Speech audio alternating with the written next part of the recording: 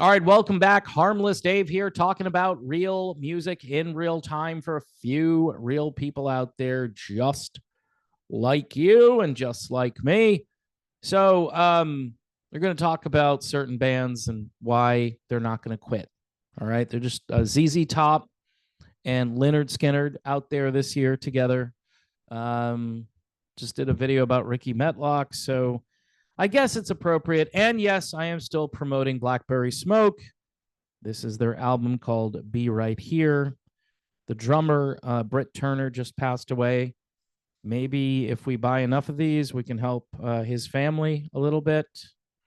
I'm sure he's on this album. I'm assuming he is. So, um, just a sad situation there, but great music. And since I'm talking about ZZ Top and Skynyrd, you would think that maybe a promoter somewhere might kind of put these guys on the docket with those other two bands, but doesn't look that way, does it? I'm sure they've opened up for some older bands, and I was hoping that you'd see more of this, like the current generation of bands trying to be like these older bands, and there are not a lot of them. So when one comes along, you should probably pass the torch, pass the torch. So Billy Gibbons is talking about ZZ Top's retirement plans. So the discussion began with a reflection on the longevity of bands like ZZ Top, Aerosmith, who may be forced into retirement, U2. U2 seems to be going strong still. Crosby, Stills, and Nash. Well, you've got no Crosby, so that's going to be difficult. Anyway, Gibbons was asked about his stance on bands continuing to perform under their original name even after losing key members, which, here we are, 2024. He responded with a story relating to Lynyrd Skynyrd and their decision to press on after the passing of Gary Rosington. He says, as everyone may know, the last surviving original member, or one of the last surviving original members, Gary Rosington, the guitarist, when he passed away, I said, well, that's going to be it. That's that. Anyway, that very day, I got a phone call from Johnny Van Zant. and he recalls talking to Johnny Van Zant. He said to Johnny, oh gosh, I'm so glad to hear from you. I've heard the news that Gary has now passed away. And he said, yep, I know ZZ Top is going out next week. Can Lynyrd Skynyrd, then there's a little ... We're going to press onward. Can we join the tour? So based on this conversation, I think these guys had already planned to go onward, as it says here, without Gary Rosington. Can we join the tour? And so Billy says, well, yes, ZZ Top, we hired Lynyrd Skynyrd as our opening act. We gave them their first paying job, and they're still doing it. So, yeah, it's a good thing. So it sounds like he's kind of okay with it. Of course, ZZ Top lost Dusty Hill, and they just picked up very quickly after they lost Dusty. So the rocker explains how he was really important in organizing a tribute to Lynyrd Skynyrd's Gary Rosington. He spoke about how after Gary passed away, he was approached to help put together a tribute at the CMT Awards. Looking ahead, ZZ Top and Lynyrd Skynyrd are set to embark on the Sharp-Dressed Simple Man tour. How clever. A co-headlined North American tour covering 36 cities in 2024. The tour, kicking off in Savannah, Georgia on March the 8th, will feature special guests Black Stone Cherry and the Outlaws. So there you go. You had Black Stone Cherry, but not Blackberry Smoke. Close. Blackberries, Blackstone cherries. What's the difference, right? And the Outlaws, too. Holy crap, Batman. The Outlaws continue on, and they have one original guy, Henry Paul, who did not sing any of the more famous songs by the Outlaws, but he's still chugging along. with that band, who probably should be in the Rock and Roll Hall of Fame. So why does this keep happening? Why? Because there's not much out there to sustain this industry. See, the industry screwed itself 30 something years ago. It did. It just did. So with the advent of the internet and streaming music, the only way these bands can make money is to go out on tour. And they're going to take these brand names and they're going to just keep going. They're going to keep going. When I was reading that article earlier about Ricky Metlock, they always rank albums. For some reason, they feel it's necessary to rank all of, say, Lynyrd Skynyrd's albums. And all of the albums that the new band, the more current band, created, rank so far down compared to the other albums. In this case, I would agree with them, right? I would kind of look at that and say, yeah, the original Skynyrd is so much better. Although if you look at the streaming, some of the newer albums are actually starting to get some decent airplay via streaming. So again, the fans, after a while, the fans speak louder than the critics do. The critics think they control fans all the time, and they don't. They don't, because look at Journey, for instance, right? One of the bands I talk about a lot. The critics hated Journey. The critics then kind of came around a little bit when they realized, oh man, this song is bigger than we are, talking about Don't Stop Believing, right? When it comes to what people ought to like, according to the critics are wrong most of the time. I mean, do I think the original Skynyrd is better than the current lineup? Yes, obviously. But the subject matter or the way they put albums together, if you go back even to the 90s and early 2000s, there are a couple of really good Lynyrd Skynyrd albums with Johnny Van Zant. And some of these albums tend to grow on people over time. And they've been sitting there waiting to be streamed for like 30 years in some cases, or 25 years, whatever. And so people go back because they're tired of hearing Sweet Home Alabama. And they say, okay, I'm going to go listen to this. And I'm not saying it's better, but it keeps these bands going a little bit.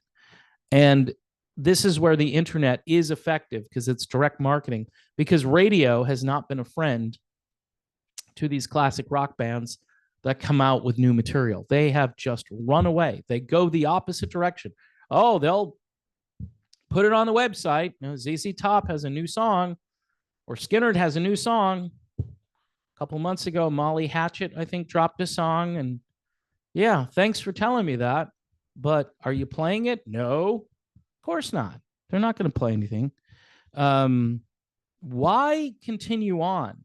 Why, have variety on the radio when you can just play the same damn songs and just, play them into the ground, just playing them over and over again? You could play this band here. You could, but you don't. And people say to me, Dave, it doesn't matter. Doesn't matter. I know people that haven't listened to terrestrial radio for a very long time. What's sad is satellite radio isn't that much better. The presentation's a little better. The variety is a little bit better, but man, there's no imagination. There's no creativity. I mean, if you want to go an entire day without hearing, the same song twice, it's kind of difficult. Or if you want to go maybe a couple of hours without hearing the same artist and the song that you would normally hear by that artist, that's where it gets really tricky. I mean, some of these bands have very deep catalogs. And for radio fans, not all of the Skynyrd material over the last 30 years is crap. Some of it is really good. I think the album I was trying to think of is called Vicious Cycles, or Vicious Cycle. I think it might be Cycles, but it's pretty good. Bottom line for Skynyrd and ZZ Top, there's a lot of money to be made here. And so why not? That's kind of it right now. Just try to sound good when you go out there. Have a singer, and I'm not saying Johnny Van Zant is bad. I'm not saying Billy Gibbons is washed up, but have people who can hit the notes, have people who can play the chords correctly, have just a good, solid band. And one thing about Skynyrd, the crowd is so into it, it's hard to hear them. When I went to see them, I think it was Kid Rock who opened up for them. It was really hard to hear the band. People are just hooting and hollering. And I've gotten a lot older, and I tend to put up with a lot less than I used to. So it's got to be a decent experience, and maybe I need to pay hundreds of dollars so I can sit in a really great spot. That way, I can kind of take things in better. I just don't have that kind of disposable income. And I would go see Skynyrd and ZZ Top. I think I looked up what the ticket prices were, and I just laughed. I'm not going to be able to go to something that expensive. So yeah, that's the punchline. The money is good. Skynyrd and ZZ Top. Go get your tickets now. And go check out some of that material that Skynyrd recorded like 25, 30 years ago. It's not that bad. It's interesting, and it's getting a lot of airplay. As far as ZZ Top, they didn't miss a beat after Dusty Hill passed away. They just kept going. And to me, that was a little weird.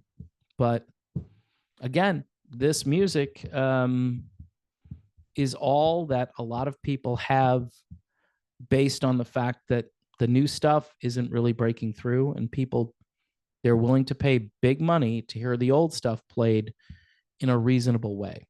So I'm becoming a little more black-pilled on certain issues. When it comes to, does it have to be the original band? I don't know. I don't think so. You're going to have more and more of this, whether it's a tribute band or a band that's hanging on to the name. I've had this discussion now for many years, and people disagree. But then some people agree. Like, they'll go see a band with one original member. They'll report back to me. They'll tell me how great the show was. Okay, so a little joy, a little happiness in someone's life. And I'm not going to throw cold water on it, but I would caution about comparing it to the original band, because 9 times out of 10, the original band is better.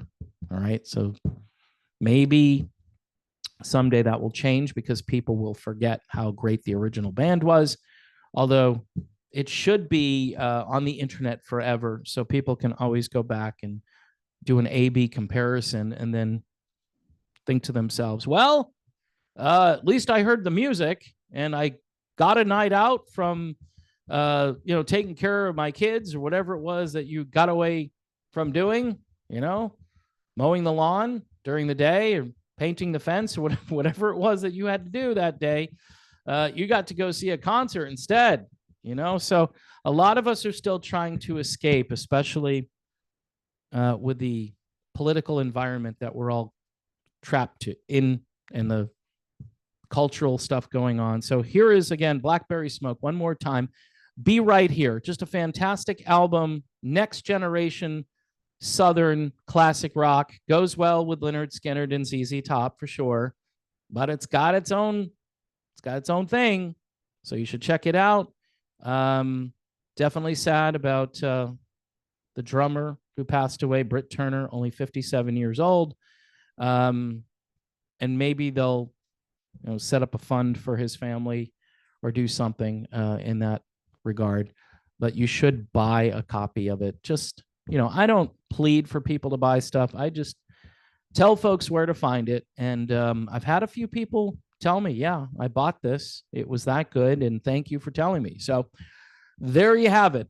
We've got new patrons coming on board. Thank you. Got some messages today. Also, YouTube members are very faithful out there. A few of you who like getting these videos early. I'm not sure why, but I'm grateful for that. And the buy me a coffee function has been set up, so you can use that. And Patreon, if you want to send me a message or just be over there in case you want to converse with other people, you can do that as well. So again, folks, thanks for being here. God bless everyone. Please pray for peace around the world and especially in the Middle East and in our own country as it's 2024. And we are in an election year. Pray for the algorithm of this channel.